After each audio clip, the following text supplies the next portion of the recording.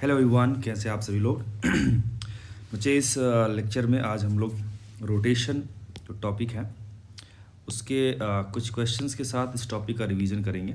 ठीक है, rotational mechanics और अच्छे क्वेश्चन है। अगर पूरा आप देखेंगे तो ये 5 क्वेश्चंस के हेल्प से आप लोग जो है इस टॉपिक में थोड़ा सा और ग्रिप बना सकते हैं। ठीक है, तो स्टार्ट करते हैं। ये आपका पहला क्वेश्चन स्क्रीन पर है। We should read first. A rod of length L is given two velocities v1 and v2 in opposite direction at its two ends of at right angles to the length of the rod. एक rod दे रखा है, उसके दोनों ends पर की जो velocities हैं किसी इंस्टेंट पर आपको दिख रहा है कि वो रॉड की लेंथ के परपेंडिकुलर है v1 और डायरेक्शन दोनों का ऑपोजिट है, ये भी बोला है। ठीक है ना। The distance of instantaneous axis of rotation from the and which is given velocity v1 is.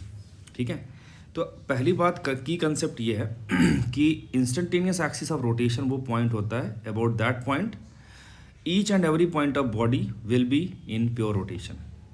ठीक है, प्योरली रोटेशनल मोशन में रहेगा और you can say that particle will perform a circular motion. बात समझ में आ रही है। तो अगर मान लीजिए हमने एक पॉइंट ले लिया आई जो कि इंस्टेंटेनियस एक्सिस ऑफ रोटेशन है और बॉडी का जो है एंगुलर वेलोसिटी इज ओमेगा, तो अगर मैं पॉइंट बी की बात करूं तो पॉइंट बी अगर इस आई के रेस्पेक्ट में प्योर सर्कल में चलेगा, प्योर रोटेशन में चलेगा, तो v2 can be written as L1 times omega, है ना, वो मैंने लिख दिया। सिमिलरली जो v1 होगा that can be written as this distance into omega which is L minus L1 into omega. ठीक है, v1 v2 आ गया। ओके इस क्वेश्चन में ओमेगा हमें नोन नहीं था और इसको एलिमिनेट करना है। तो अगर मैं इसको डिवाइड कर दूं v1 और v2 को, तो आपको क्या लगेगा, ये कैंसिल आउट हो जाएंगे, तो इधर बचेगा L minus L1 upon L1। ठीक है, तो यहाँ से मैंने सॉल्व किया, क्रॉस मल्टीप्लाई किया, v1 L1 equal to v2 L minus v2 L1, इन दोनों को एक साथ रखा, यहाँ से L1 कॉमन ले लिया, v1 प्लस v2 आ गया, इधर आया v2 इंटू L, तो L1 comes out as v2 L upon v1 plus v2। लेकिन हमसे ये बोला है कि v1 वाले वेलोसिटी वाले एंड से आपको इंस्टेंटेनियस एक्सिस ऑफ रोटेशन का लोकेशन बताना है, मतलब हमें L माइनस L1 चाहिए। L1 निकल गया तो आप सिंपली क्या करोगे, L माइनस L1 आप सॉल्व करोगे तो you will have this answer as v1 L upon v1 plus v2 which is matching with option number I think this C answer, है ना। तो ये आपका जो है सी ऑप्शन करेक्ट हो गया। तो ये थोड़ा आसान क्वेश्चन था। अगले क्वेश्चन की तरफ बढ़ते हम लोग। ये रहा क्वेश्चन नंबर 2। ये थोड़ा कंपैरेटिवली अच्छा क्वेश्चन है, पूरा एनालिसिस करेंगे और आपको थोड़ा सा और क्लैरिटी आएगी इस कंसेप्ट को लेके। क्वेश्चन कहता है कि uniform ring of mass m and radius r is projected horizontally with v0 velocity on rough horizontal surface, है ना, so that it starts of with a purely sliding motion and it acquires a purely rolling motion after a distance d. If the coefficient of friction between the ground and ring is mu, then work done by the friction in the process, and बोला है ring does not lose contact with surface, है ना, normal लग रहा है हर point पे, ये कहने का मतलब है। तो चलते हैं, हमसे बेसिकली पूछा है वर्क डन बाई फ्रिक्शन। क्या पूछा है, वर्क डन बाई फ्रिक्शन। आप सोचो किसी भी मोमेंट पे कितने लोग इस पे काम कर रहे होंगे, तो एक तो फ्रिक्शन लग रहा होगा, यहाँ पे नॉर्मल लग रहा होगा, mg लग रहा होगा, सही है, इतने लोग लग रहे हैं। ये नॉर्मल और mg का वर्क डन तो ज़ीरो हो जाएगा। क्यों सर, क्योंकि इसका जो है आप अगर देखो ध्यान से, ये कहाँ जा रहा है, हॉरिजॉन्टल मोशन कर रहा है ना, हॉरिजॉन्टल मोशन कर रहा है और mg नीचे लग रहा है और नॉर्मल ऊपर लग रहा है, तो ये दोनों ही फोर्स और डिस्प्लेसमेंट हर पॉइंट पे क्या हो जाएंगे, परपेंडिकुलर हो जाएंगे। तो work done by normal and work done by mg that would be equal to 0। तो जो भी इकलौता वर्क डन नॉन जीरो बचता है वो है वर्क डन बाई फ्रिक्शन, जो कि नॉन जीरो है। तो नेट वर्क डन हो गया वर्क डन बाई फ्रिक्शन। और अगर हम लोग वर्क एनर्जी थ्योरम के हिसाब से चलें तो कहता है कि work done by all the forces is equal to change in kinetic energy. मतलब हम अगर चेंज इन काइनेटिक एनर्जी निकाल लें तो हमारा वर्क डन बाई फोर्स आ जाएगा। बोलो यस आ जाएगा सर। तो देखते हैं कि क्या कर सकते हैं इसमें। तो जब t इक्वल टू 0 वाला सिचुएशन था तो इसका स्पीड कितना था, v0 था, सेंटर का वेलोसिटी, है ना। तो ये इधर जा रहा है, तो आपको दिख रहा है अगर स्लाइडिंग इधर हो रही है तो इसका मतलब है कि फ्रिक्शन ऑपोजिट लगेगा, और स्लाइडिंग हो रही है तो यहाँ पे काइनेटिक फ्रिक्शन आएगा जिसका वैल्यू होता है म्यू के इंटू एम जी। चूँकि यहाँ पे एक ही म्यू का वैल्यू दे रखा है तो मैं उसे ही कोएफिशिएंट ऑफ स्टैटिक फ्रिक्शन और उसे ही मैं कोएफिशिएंट ऑफ काइनेटिक फ्रिक्शन लेके चलूँगा। तो एफ के कितना आ गया, म्यू के इंटू एम जी। ये एम जी क्यों लिखा, क्योंकि इस वाले केस में नॉर्मल जो है वो एम जी को बैलेंस कर रहा था। ठीक है, ओके। अच्छा, यहाँ पे ए क्या आ जाएगा, ए आएगा माइनस म्यू इंटू जी। क्यों, क्योंकि ए जो आए लिखोगे आप क्या लिखोगे, एफ के बाई एम लिखोगे, क्योंकि इकलौता हॉरिजॉन्टल फोर्स जो इस पर लग रहा है वो फ्रिक्शन ही है। बाकी सारे फोर्सेज नॉर्मल और एम जी वर्टिकल डायरेक्शन में लग रहे थे। सही है, तो ये हमारे पास आ गया। Minus sign simply shows that it is retardation, क्योंकि नेट फोर्स पीछे और नेट फोर्स पीछे तो एक्सेलरेशन भी पीछे आएगा, वेलोसिटी के ऑपोजिट है, तो ये माइनस साइन वहाँ पे आ गया। और ये अगेन आप यहाँ से एक चीज़ ये सोच सकते हो कि म्यू भी कांस्टेंट है, जी भी कांस्टेंट है, तो जो एक्सेलरेशन या रिटार्डेशन आया वो क्या रहेगा, कांस्टेंट रहेगा। इस चीज़ का हम लोग फर्दर इस्तेमाल कर सकते हैं अगर ज़रूरत पड़ी तो। अब आप एक चीज़ देखो, बड़ा ही एक फेमस सा या बहुत ही पॉपुलर सा एक स्टेप है जो हम लोग बार बार लगाते हैं कि कई बार क्वेश्चन पूछता है कितने टाइम बाद ये प्योर रोलिंग स्टार्ट हो जाएगा, या फिर आपसे बोले कि जब प्योर रोलिंग स्टार्ट हो जाएगा तो उसका स्पीड क्या हो जाएगा। तो मैंने एक पॉइंट ऐसा चूज़ करा इस लेवल पे, यहाँ पे ओ, जिसके अबाउट अगर मैं सारे फोर्सेस का टॉर्क देखूँ किसी भी इंस्टेंट पे, तो मान लो अगर मैंने ये इंस्टेंट उठा लिया पहला वाला ही, तो नॉर्मल लग रहा होगा ऊपर और एम जी लग रहा होगा नीचे, लग रहा होगा। और फ्रिक्शन जो होगा जो कि पीछे लग रहा है इधर, तो फ्रिक्शन का लाइन ऑफ एक्शन ओ से पास कर रहा है, तो torque of friction about this point would be zero. सही है, और जितना टॉर्क नॉर्मल का आएगा उतना ही टॉर्क ऑपोजिट डायरेक्शन में एम जी का आएगा, तो अगेन जो टॉर्क आएगा नेट इस पॉइंट के अबाउट वो क्या हो जाएगा, जीरो हो जाएगा। सही है, तो हर मोमेंट पे कहानी चलेगी। तो मैं ये कहूँगा कि अगर इस पॉइंट के अबाउट इस बॉडी का नेट टॉर्क जीरो है तो मैं एंगुलर मोमेंटम कंजर्व करा सकता हूँ। टॉर्क बराबर क्या होता है, D L upon T T. अगर ये चीज़ जीरो हो गया इसका मतलब क्या होगा, एंगुलर मोमेंटम कंजर्व हो गया। तो मैंने सिंपली यही किया कि इस पॉइंट के अबाउट इस सिचुएशन में और इस सिचुएशन में क्या कर दिया, नेट एंगुलर मोमेंटम कंजर्व करा दिया। ठीक है, यहाँ पर सिंपली प्योर ट्रांसलेशनल मोशन का एग्जांपल हो रहा है। यहाँ पर सिर्फ क्या है, वेलोसिटी ओमेगा नहीं है, तो क्या लिखोगे आप, simply m r cross v. R क्या हो जाएगा, यहाँ से परपेंडिकुलर डिस्टेंस जो कि आर है, ये वी, तो एम आर क्रॉस वी हमने लिखा, तो M we not into R आ गया इनिशियल एंगुलर मोमेंटम। फाइनली क्या आएगा, देखो फाइनली क्या होगा, इस लाइन से सेंटर की डिस्टेंस अगेन आर है और इसका सेंटर का स्पीड है वी, तो m r v translational component of angular momentum आप लिखोगे एम वी आर। और ओमेगा से अगर घूम रहा है तो I c m into omega है ना, एंगुलर मोमेंटम का दूसरा कंपोनेंट जो कि रोटेशन को रिप्रेजेंट करेगा, तो I c m into omega लिख दिया। ठीक है, आई सी एम कितना हो जाएगा, चूंकि ये रिंग है, रिंग का सेंटर ऑफ मास के या सेंटर के about moment of inertia m are square होता है, तो लिख दिया मैंने एम आर स्क्वायर। और ओमेगा क्या होता है, प्योर रोलिंग के केस में ओमेगा हो जाएगा वी बाई आर या v equal to are omega, तो मैं यहाँ पे ओमेगा के प्लेस पे वी बाई आर रख दिया। इस आर से आर कट गया, यहाँ पे आया एम आर वी है ना, यहाँ पे आया एम वी नॉट आर, यहाँ एम वी आर कितना आ जाएगा, 2 एम वी आर।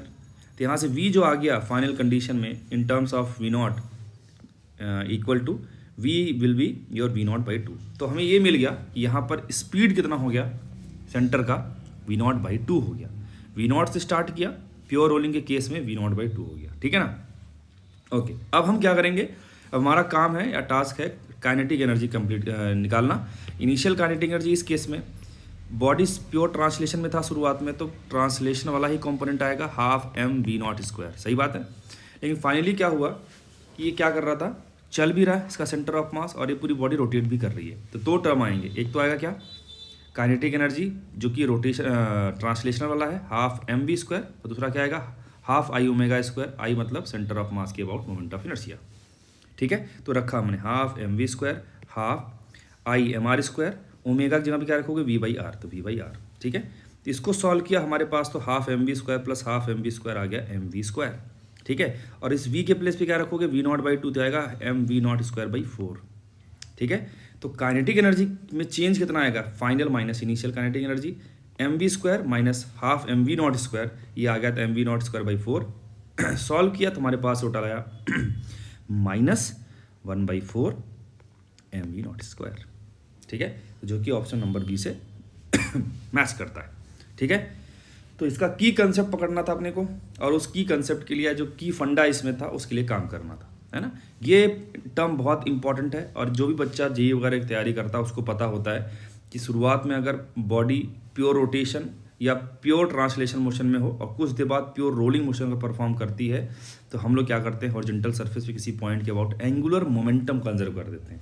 इससे हमारा टाइम सेव होता है, ठीक है ना। चल, तो ये आपका क्वेश्चन नंबर कौन सा था, दूसरा क्वेश्चन था। 2 क्वेश्चन हमने कर दिए, आइए आगे बढ़ते हैं तीसरे क्वेश्चन की तरफ। तीसरा क्वेश्चन देखो, बहुत टफर साइड पे नहीं है क्वेश्चन, रखूंगा मैं, आसान है। Rod of mass m and length l rest on smooth horizontal ground and hinged at one of its end. At the other end, a horizontal force F is applied whose magnitude is constant and the direction is always perpendicular to rod. ये rod के हमेशा क्या रहेगा, perpendicular direction में रहेगा। कौन, ये जो फोर्स इस पे लग रहा है, लेकिन इसका मैग्नीट्यूड क्या रहने वाला है, कांस्टेंट रहने वाला है, ठीक है। कहता है कि when the rod rotated bye 90 degree power supplied by this force at that instant. देखो बड़ी अच्छी चीज़ पूछी है, ध्यान सुनते रहना, है ना, ये कुछ ना कुछ आपका कंसेप्ट जरूर क्लियर करेगा।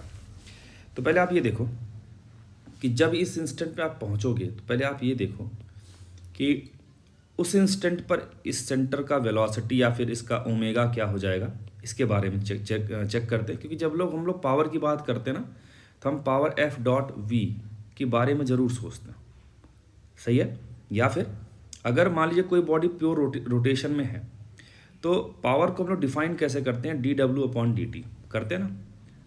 और डी डब्ल्यू को रोटेशनल मोशन में टॉर्क के हिसाब से हम लोग कर सकते हैं। तो D tau upon D W upon D T, तो डी डब्ल्यू को मैं क्या लिख सकता हूँ, टाउ डी थीटा अपॉन ये डी टी नीचे वाला आ गया।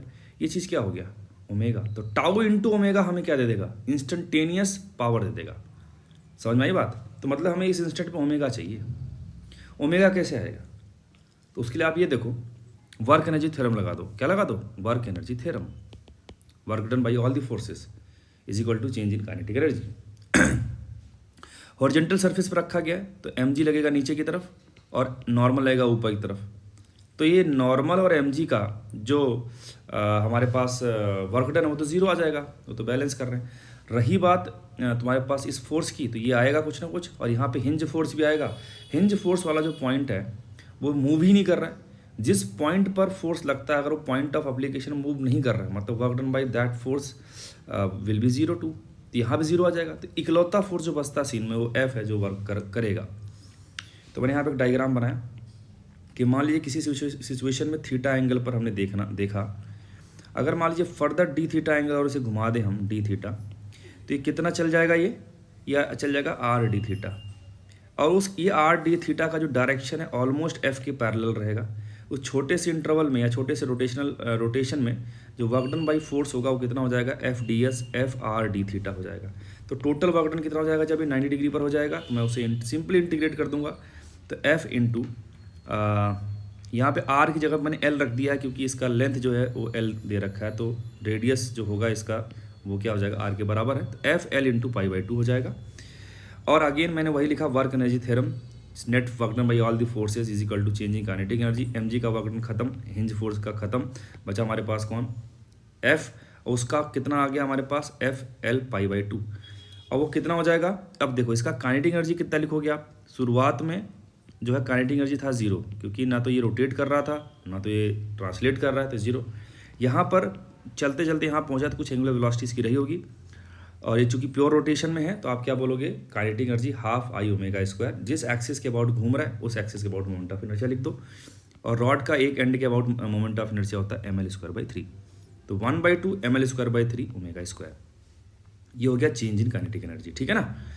अब यहाँ से हमारे पास क्या आ गया, f equal to ml omega square upon 3 pi, इसको एडजस्ट किया, 2 से 2 चला गया। ओमेगा कितना आ गया, √3 pi F upon m into L. अब हमने क्या बताया था आपको कि जब पावर निकालना था आपने D W upon D T किया था, और जब भी रोटेशनल मोशन हो रहा हो प्योर तो वहाँ पे आप टाउ डी थीटा से क्या कर सकते हैं, वर्क डन को कैलकुलेट कर सकते हैं। D theta upon D T क्या देगा, ओमेगा। तो हमें टॉर्क निकालना है उस फोर्स का जिसका पावर कैलकुलेट करना, इंटू कर देना ओमेगा। तो वही किया, देखो यहाँ पे टी इंटू ओमेगा आ गया। टॉर्क कैसे लिखोगे, इस फोर्स का इस पॉइंट के अबाउट टॉर्क कितना आएगा, F into perpendicular distance L, F into L into क्या लिख दिया, ओमेगा। एफ एल ऐसे रहने दिया, ओमेगा यहाँ से उठा के यहाँ पे चिपका दिया, तो √3 पाई एफ अपॉन ml। ये एफ अंदर अगर जाता है तो एफ स्क्वायर बनेगा, तो अंदर आएगा एफ क्यूब, और ये 3 पाई वही चलेंगे, ये एल से एल जाएगा तो ऊपर बचेगा रूट एल, तो रूट एल जो है अंदर चला जाएगा रूट के, एल बन जाएगा, नीचे क्या बचा M.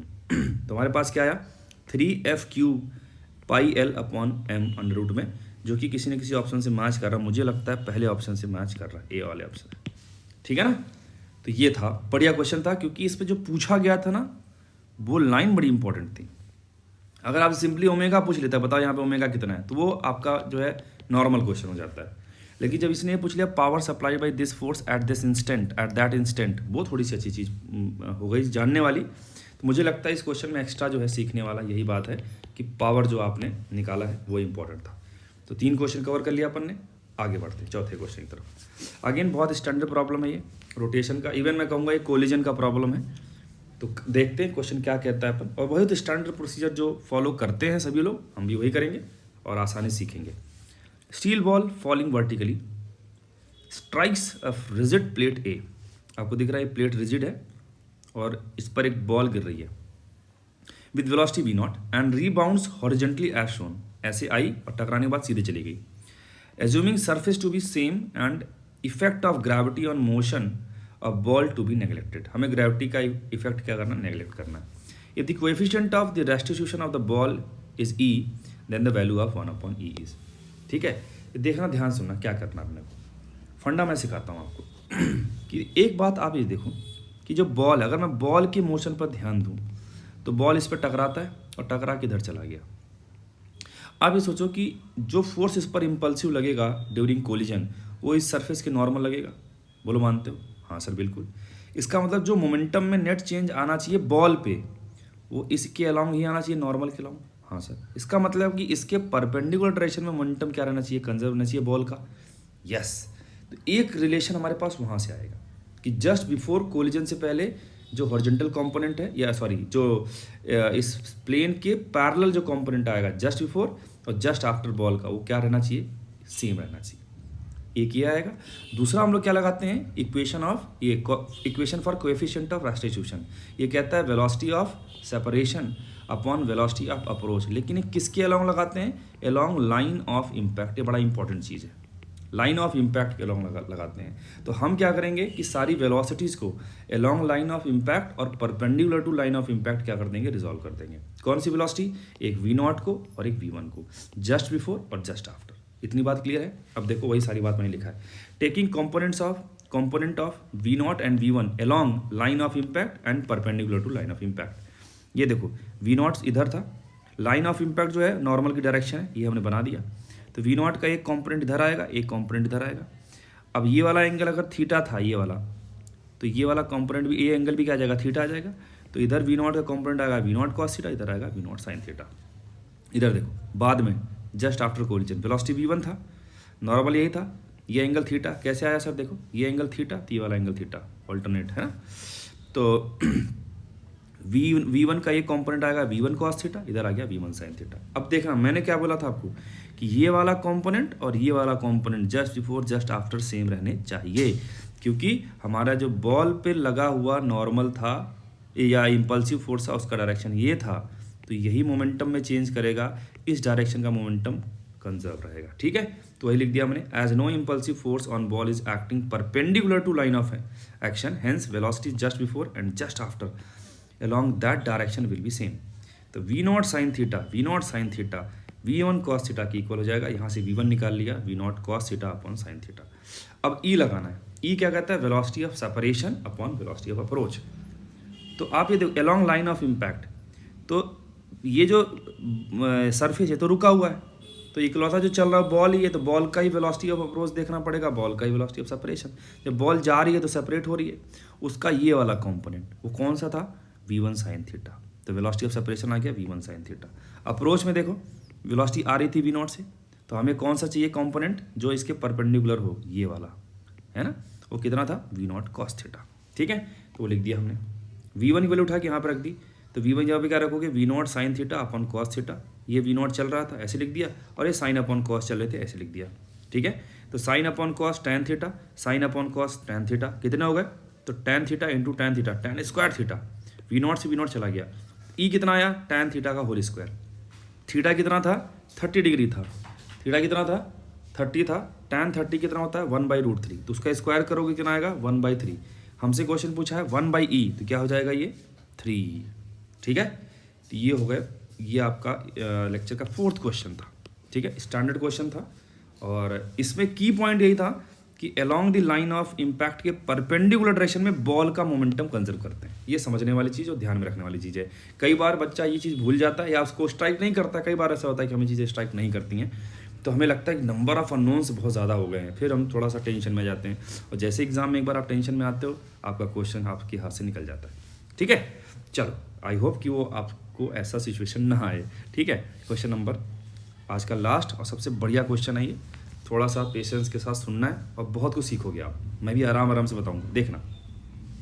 Solid billiard ball of radius R and mass m initially at rest is given as sharp impulse by a cube held horizontally at a distance r/2 above the center.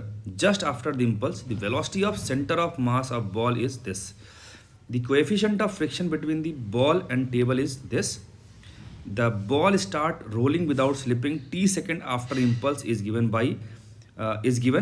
and find the value of 1/t. कहता है भाई आपने इसको hit किया एक horizontal Q से, जिसका position जो था सेंटर से r/2 डिस्टेंस पे था। ठीक है ना, और जैसे आपने हिट किया ये भागेगा आगे, तो उसका कुछ वेलोसिटी होगा और कुछ उसका एंगुलर इम्पल्स भी आएगा, तो वो उसको ओमेगा प्रोवाइड करेगा। ठीक है, तो वो मान लो चलना स्टार्ट किया v और या v0 और ओमेगा नॉट से चलना स्टार्ट किया। ठीक है, शुरुआत में स्लिप करता हुआ जाएगा, कुछ टाइम बाद वो प्योर रोलिंग स्टार्ट हो जाएगा। तो हमसे बोला कि जब प्योर रोलिंग स्टार्ट हुआ तो शुरुआत से उस कंडीशन तक का टाइम अगर t है तो बताओ 1/t क्या होगा।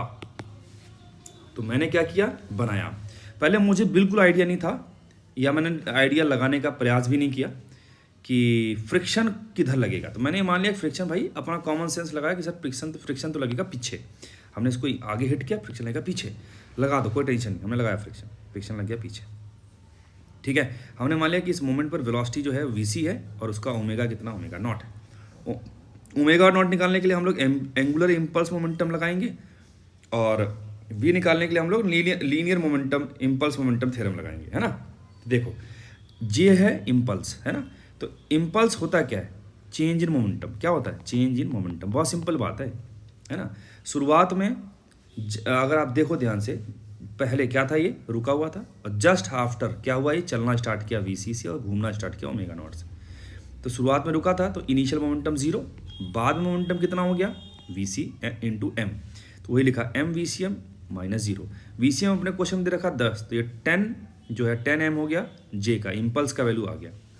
अब हमने यहाँ पे लगाया है एंगुलर, मैं इस बात को यहाँ पे लिख देता हूँ, एंगुलर इम्पल्स मोमेंटम थ्योरम। ये है वो क्या कहता है कि जो भी एंगुलर इम्पल्स आएगा j का, है ना, j इंटू, अच्छा एक चीज़ और देखो, आप सोचोगे कि सर जो j इंटू r/2 किया है आपने, ये वाली चीज़, तो ये किसी और का इम्पल्स नहीं आएगा, ये सर नॉर्मल वगैरह का नहीं आएगा।